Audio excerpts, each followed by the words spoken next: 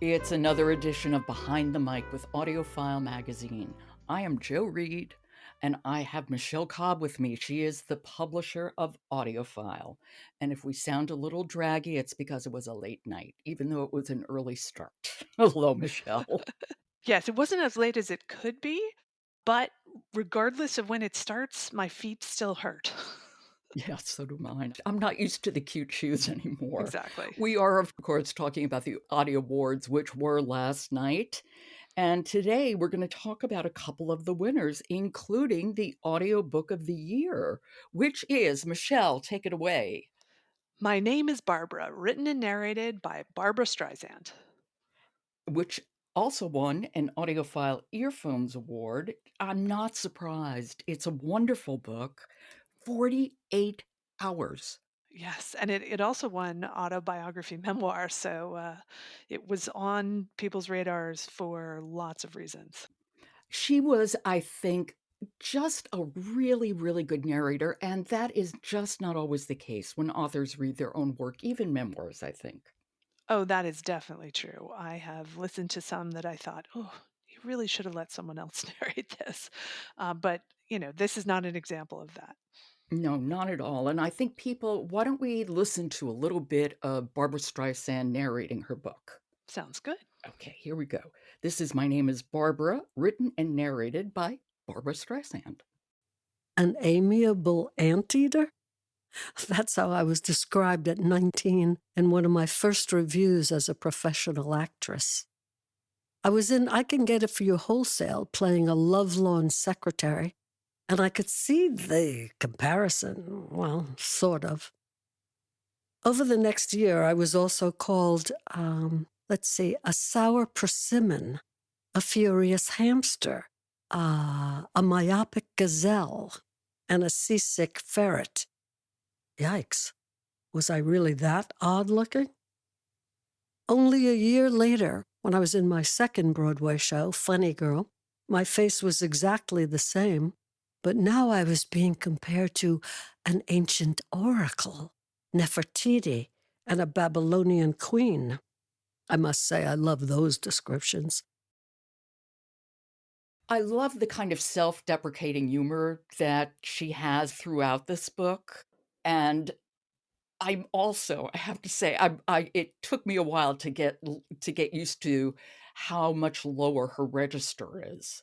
Oh, then, as she's aged, do you mean? Yeah, Yes, yeah, yeah. that's not the Barbara Streisand I hear in my head, Oh, that's interesting. but I have to say it took me a while to get through all 48 hours, and you could stop and you can go. I took several very long car trips, and I planted an entire garden, but she was a great companion. And I've heard so many people say this exact same thing because you think about it and you think 48 hours. When do I have 48 hours? And it turns out when the audiobook is compelling, you make the time. Exactly, and I am not surprised it won Audiobook of the Year, as well as autobiography and memoir. It was a good night for Barbara. Definitely. And audiobook of the year, of course, encompasses sales and marketing. Obviously, this is an example of a title that not only has sold well, got a lot of great press, but also can help convince people to listen to other audiobooks because they've had such a good experience. So that's kind of the pinnacle of what an audiobook of the year should be. Yeah, I agree, I agree. It's such a well-written book and well narrated. That's Audiobook of the Year. My Name is Barbara, written and narrated by Barbara Streisand. And the other winner we're going to talk about is the Best Nonfiction Narrator. Yes, this was a title and author that were not familiar to me. Justin Vivian Bond for Candy Darling by Cynthia Carr. Yeah, that was a really interesting book. Candy Darling was a Warhol superstar, Yes. and it's such an interesting era. I have Edie Sedgwick's biography on my shelf that I've had for years. I mean, there's something really compelling about that era, and especially Candy Darling, who was a transgender star, Yeah. made immortal by Lou Reed, Walk on the Wild Side. So thank goodness you are steeped in this. You know everything, which is great. Yeah, well, I know that, yeah. I will not sing the verse that that belongs to her. But, she died young, she lived really fast, often on speed, and it's a good time for a biography of her because it's timely. There really wasn't the vocabulary to describe who Darling was back then. That's a great point. Yes. And now it's a conversation that can be had. Clearly has impressed the Audie's judges.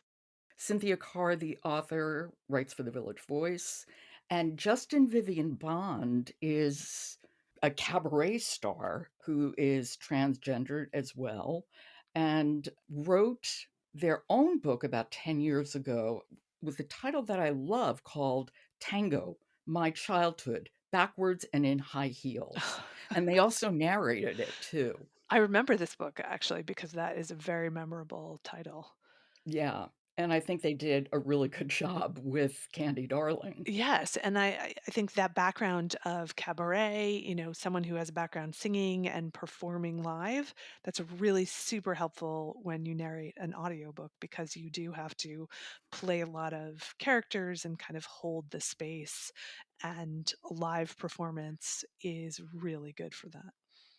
I agree. Why don't we listen to a little of what Justin does with Candy Darling? Sounds good. Okay, here we go. This is Justin Vivian Bond narrating Candy Darling. It's written by Cynthia Carr, and they won for Best Nonfiction Narrator. Only a few knew Candy Darling's birth name during her lifetime. Most were either indifferent or too polite to ask. After all, she was part of a milieu where so many creative people, from Ultraviolet to Jackie Curtis, reinvented themselves behind new names. But once upon a time, there had been a child named James Lawrence Slattery. Candy's good friend Jeremiah Newton was one of those who knew that name. Jeremiah explained that while she'd never denied she'd once been Jimmy, Candy always spoke of him in the third person. Jimmy used to, instead of I used to. She'd broken with that identity. I think they have kind of the perfect voice for this, Completely. Completely. right? I mean, there's a way in which they're taking you into their confidence and giving you a bit of a history lesson as well.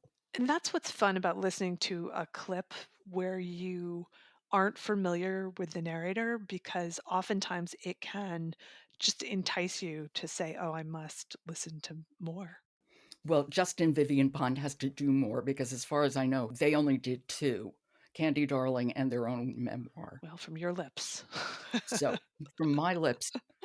Okay, Michelle, thank you so much. We will come back tomorrow and talk about another winner. Yes, indeed. And then Friday, I'll be back to talk with Marshall Karp and January Lavoie about Don't Tell Me How to Die.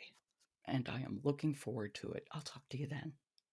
Don't forget to stop by audiofilemagazine.com, where you can find hundreds of reviews, as well as interviews and articles about authors and narrators, and videos of some of your narrators discussing the books they perform. That's audiofilemagazine.com. Support from Thomas Nelson brings you today's episode of Behind the Mic, breaking the patterns that break you, healing from the pain of your past, and finding real hope that lasts. It's available everywhere audiobooks are sold. I'm Jo Reed. I'll talk to you tomorrow.